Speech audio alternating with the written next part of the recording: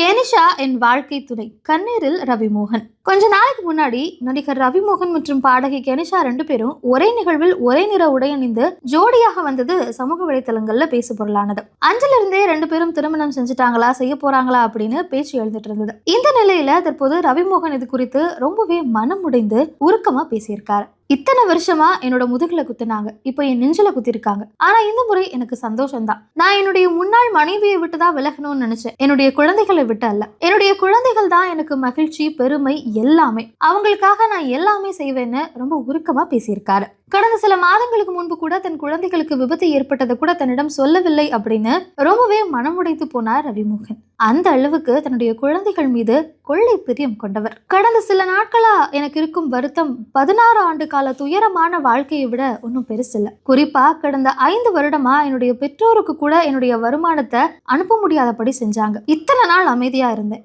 என்னோட அமைதிக்கும் ஒரு எல்லை இருக்கு. என்னுடைய வீட்டை விட்டு எதுவுமே இல்லாம நான் வெளியேறிய போது எனக்கு ரொம்ப அழகான துணையா இருந்தவங்க தான் கெனிஷா. நான் வாழ்க்கையில சிந்திச்ச சட்ட ரீதியான, உணர்வு ரீதியான எல்லா பிரச்சனைகளையும் என் கூட இருந்தவங்க. என்னுடைய கதையை கேட்ட அடுத்த நொடியே ஒரு மனநல ஆலோசகராக இல்லாமல் தோழியாக இருந்து உதவி செஞ்சிருக்காங்க. நான் கண்ணீர் ரத்தம் அப்படின்னு துடிச்சுக்கிட்டு இருந்தப்போ என்னை துன்பங்களில் இருந்து வெளியே கொண்டு வந்தவர் கெனிஷா.